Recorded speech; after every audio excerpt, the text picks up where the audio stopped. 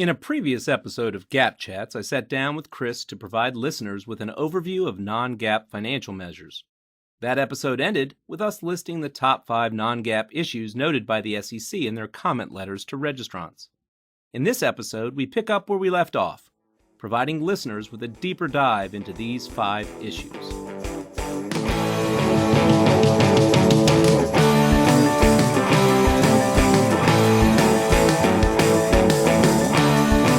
Welcome to GAAP Chats, the podcast dedicated to all things accounting, brought to you by GAAP Dynamics. I'm your host, Mike Walworth, and with me as always is my faithful partner, Chris Brundrett. We hope you'll join us on our journey today as we share our passion for accounting and help change the way you train. Chris, I wanted to pick up where we left off on our last episode and get into the weeds a bit on those top 5 issues associated with non-GAAP measures that you so eloquently, came up with off the top of your head. All right, sounds good. And to recap, these issues in no particular order related to the following. Number 1, the prominence with which the non-GAAP measure is being disclosed. Number 2, the reconciliation between the GAAP measure and the non-GAAP measure. Number 3, the appropriateness of the adjustments within that reconciliation. Number 4, individually tailored accounting principles. And finally, number 5, management's explanation of why they're using such measures. There are lots of other issues, but if we're going to stick with 5, I think that's a pretty good list. All right, so let's start with number 1, prominence. What are we talking about here, Chris? Well, the SEC rules require that if a registrant is presenting a non-GAAP financial measure, the most directly comparable GAAP measure must also be disclosed, and the non-GAAP measure must be reconciled to it. Furthermore, the comparable GAAP measure must be presented in the filing with equal or greater prominence, those are words right out of the regulations, as compared to the non-GAAP measure. So what exactly is the issue? Well, at a high level, the SEC has seen filings where the GAAP measure was not given as much prominence as compared to the non-GAAP measure. Can you give us some examples of disclosures that would perhaps cause a non-GAAP measure to be more prominent than the GAAP measure and thus be in violation of the rules? I can, and some of these come courtesy of the SEC. What do you mean? Well, as we said in our last podcast, the SEC has published a compliance and disclosure interpretation, or CDI, as we nerdy accountants call them, on the use of non-GAAP financial measures. These CDIs were most recently updated on December 13th, 2022, so not very long ago. That's a great resource, and just like we did in the previous podcast, let's go ahead and provide a link to the CDIs in the podcast notes. So, Chris, what do the CDIs say about prominence? Well, my question 102.10 within that CDI is where we find the SEC's views on prominence, and they gave some examples of non-GAAP measures that were more prominent than the comparable GAAP measure. Remember, this is bad. The GAAP measure needs to be equal or greater prominence. So these are issue areas that they found. So starting off, presenting a non-GAAP income statement, presenting a non-GAAP measure before the most directly comparable GAAP measure. We already said can't do that. Or omitting the comparable GAAP measure altogether, including in an earnings release headline or a caption that includes a non-GAAP measure. Presenting a ratio where a non-GAAP financial measure is the numerator and or the denominator without also presenting the ratio calculated using the most directly comparable GAAP measures with equal or greater prominence. Presenting a non-GAAP measure using a style of presentation, like maybe bold type, larger font, things like that emphasizes the non-GAAP measure over the comparable GAAP measure. Describing a non-GAAP measure as, for example, record performance or exceptional without at least an equally prominent descriptive characterization of the comparable GAAP measure. Presenting charts, tables, or graphs of a non-GAAP financial measure without presenting charts, tables, or graphs of the comparable GAAP measure with equal or greater prominence, or omitting the comparable GAAP measure altogether. And finally, providing discussion and analysis of a non-GAAP measure without similar discussion and analysis of the comparable GAAP measure in a location with equal or greater prominence. So basically, I guess if I were to summarize all those bullets that the C and DIs listed out, basically the non-GAAP measure cannot get sort of special treatment as compared to the comparable GAAP measure. You got it. And so one of the first thing you mentioned actually was a non-GAAP income statement. What the heck is that? Well, this is an income statement that's comprised of non-GAAP measures and includes all or most of the line items and subtotals found within a typical GAAP income statement. So basically, it's like a fake income statement. And I remember in our previous podcast, you're not allowed to use a description that would sort of confuse you from a GAAP measure. So this is kind of the same thing. So it's basically a fake income statement. Yeah, that's one way to put it. Okay. So let's move on to the issues associated with the reconciliation now. Item 10E, 1(i)(b) of Regulation SK requires that registrants that disclose a non-GAAP measure reconcile it to the comparable GAAP measure. What are some of the issues noted by the SEC related to this reconciliation? Well, for starters, some registrants don't include a reconciliation at all. Whoa. I mean, obviously that's a big omission, but assume they do include a reconciliation. What else is the SEC noting? This has been a big one for a number of years, starting the reconciliation with the non-GAAP measure. It is clear. The SEC has made it very, very clear that you must start the reconciliation with the comparable GAAP measure. Start with GAAP, end with non-GAAP. So you start with the GAAP measure, earnings, reconcile down to EBITDA or whatever. Great example. Okay, anything else? Well, a couple of things. Registrants should ensure that both the non-GAAP measures and the related adjustments are clearly and transparently labeled as such, right? So appropriate conventional accounting terminology should be used. The context of the presentation of such measures should be clear. For example, when labeling a non-GAAP financial measure, a registrant must not use titles or descriptions that are used for GAAP financial measures or amounts presented under SEC Regulation SX. This would be misleading. So what about in a reconciliation? And I forget non-GAAP for a moment. Anytime I see a reconciliation, and I'm hearkening back to my auditor days 20 plus years ago, but there's that infamous other line item. And it usually included the biggest reconciling amounts, right? Yeah. The infamous other line item, yes. Registrants should not use a reconciling item labeled other that includes numerous significant items without clearly disclosing the nature of the items within that line item, along with the related amounts. So, don't use other unless it's clearly, insignificant that's not a GAAP term. But what we see a lot of times is the other number is small, but if you really peer it inside, you would see offsetting larger items. And that's bad news, right? You've got to pull those out and label them properly. So, this whole idea of a reconciliation, now we'll move into these adjustments. And really what we're talking about when we talk about adjustments, we're talking about adjustments to the comparable GAAP measure to get to the non-GAAP measure. So can you give us an example of some of the issues noted with these adjustments, this misleading or inappropriate adjustments that the SEC has found? Yeah, sure. And there's numerous, but one that we've mentioned a couple of times already is labeling something as non-recurring, infrequent, or unusual.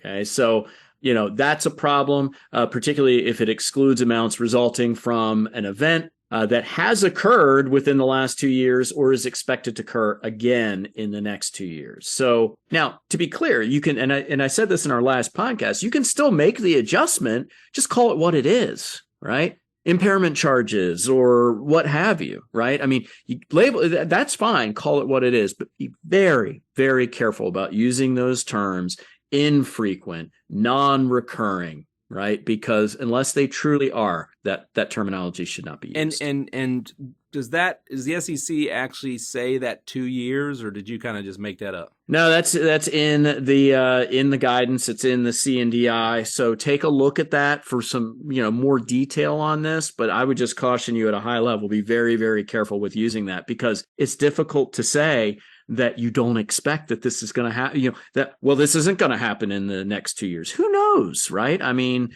it happened once, it could happen again. It's sort of like back, and now I'm dating myself here. It's probably like back when we used to have the term extraordinary items in an income statement. And then they took that out because who the heck knows? Nothing's necessarily extraordinary, right? I mean, we could have another pandemic, right? I mean, you don't know. Absolutely. You're absolutely right. There could be another pandemic. There could be another hurricane. There could be another, fill in the blank. Yeah. So that makes sense. Labeling things non-recurring, infrequent, or unusual could be misleading. And, as we said in our last podcast, one of the main things with non-GAAP is Regulation G prohibits the presentation of any non-GAAP financial measure if it contains a material misstatement or omits information that makes the measure misleading. So, question for you, Chris, can a non-GAAP measure be misleading if it or any adjustment made to the GAAP measure is not appropriately labeled or disclosed?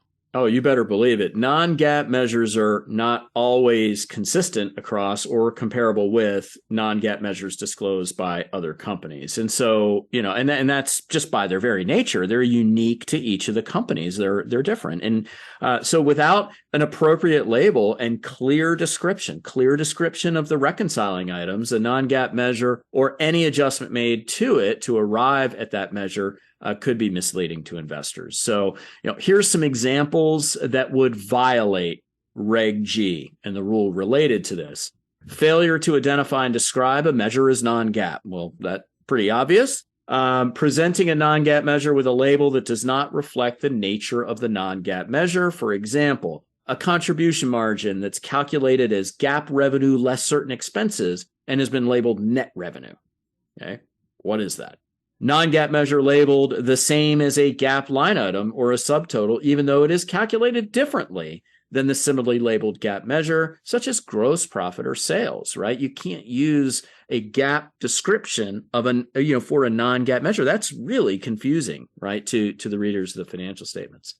A non-GAAP measure that's been labeled pro forma that is not calculated in a manner consistent with the pro forma requirements in Article 11 of Reg SX. Reg SX has specific rules on pro forma financial information. So don't use that term loosely, right? It has a specific definition.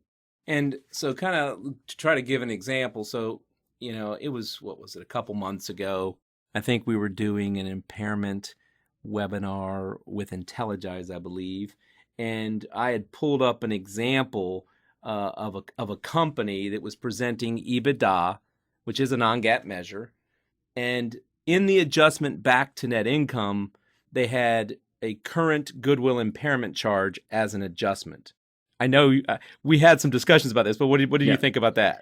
That's an interesting one. So EBIT, clearly defined and taken as, right? It's a common measure, right? One of the very few common measures across entities, but it is defined clearly as earnings before interest and taxes. EBITDA is defined as earnings before interest, taxes, depreciation, and amortization, right? The I in EBITDA stands for income or interest, not impairment, right? So measures calculated differently than those described should not be classified as EBIT or EBITDA. So now, question, what should they have done?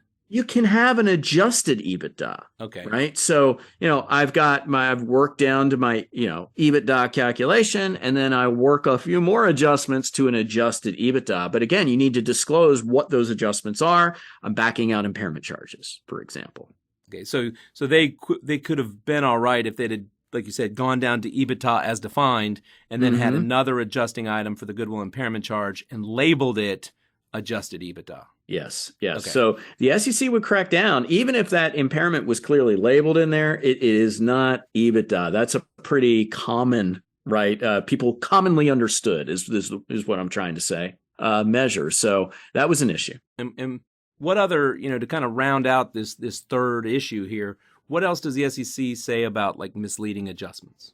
They've indicated that non-GAAP measures could mislead investors if they exclude normal recurring cash operating expenses necessary for business operations. That's a non-starter when it comes to non-GAAP measures. They're presented inconsistently between periods, such as adjusting an item in the current period, but not a similar item in the prior period, without appropriate disclosure and clear disclosure about what's going on, and an explanation of the change, the reasons for that change. So you can make a change to how you're calculating a non-GAAP measure, but you better disclose it and disclose why, how, and be very clear about it. excluding certain non-recurring charges, but not excluding non-recurring gains, right? So leaving the good in and taking out the bad, right? That can be an issue. So cherry picking your non-GAAP adjustments, right? Things that are related, right? I'm leaving in the gain, but I'm pulling out the related charges. That's not good. Or basing the measure on individually tailored accounting principles. We talked about that one in the last podcast, including certain adjusted revenue measures. They've been talking about that quite a bit. Well, Chris, that's a nice segue into our fourth issue, which is individually tailored accounting principles. What are we talking about here? Well, Mike, probably the best way to answer that question is to give you an example. So say a company was implementing ASC Topic 606, revenue from contracts with customers, and they, under 606, now have to recognize revenue from certain contracts at a point in time, basically waiting until control of the performance obligations has transferred to the customer, instead of over time, as they had been doing prior to adopting ASC Topic 606.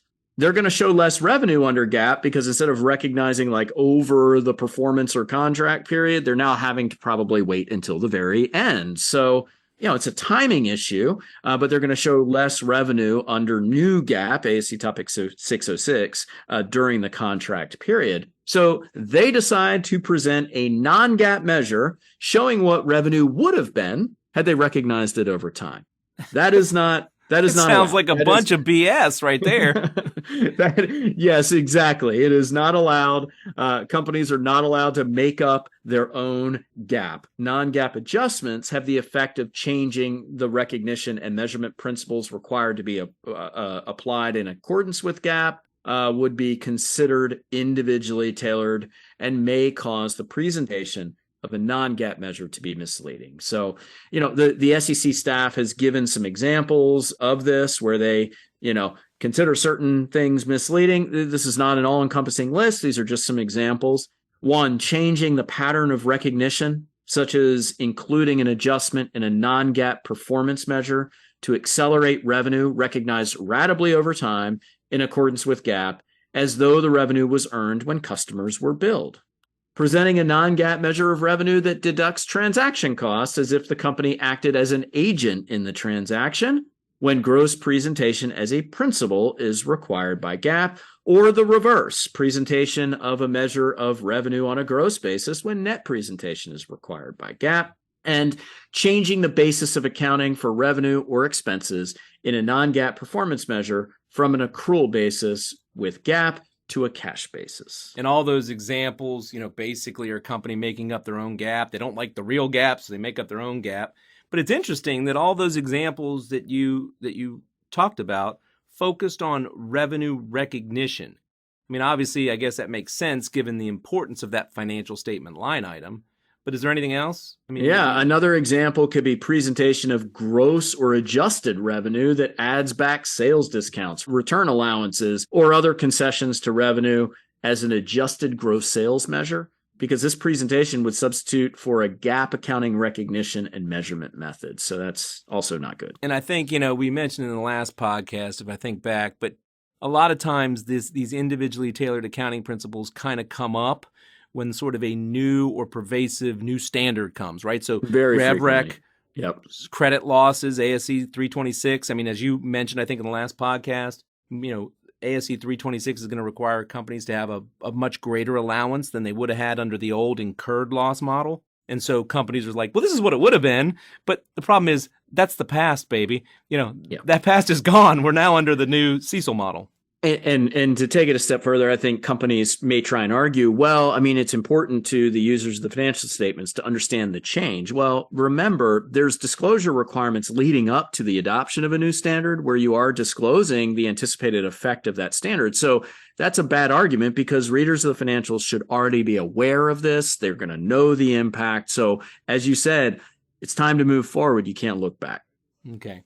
And last but not least is that fifth issue that we talked about, which is surrounding management's disclosures of the why.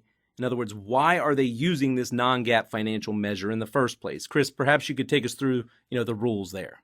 So registrants should provide transparent disclosure that clearly demonstrates the usefulness of the non-GAAP measure to investors and the additional purposes, if any, for which management uses these measures.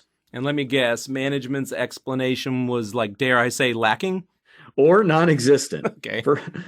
Furthermore, such disclosure should be specific to the measure used, to the registrant, and to the nature of its business and industry, and to the manner in which management assesses the non-GAAP measure. In other words, the disclosures shouldn't be boilerplate. They should be specifically tailored, not individually tailored, right? But specifically tailored to the company.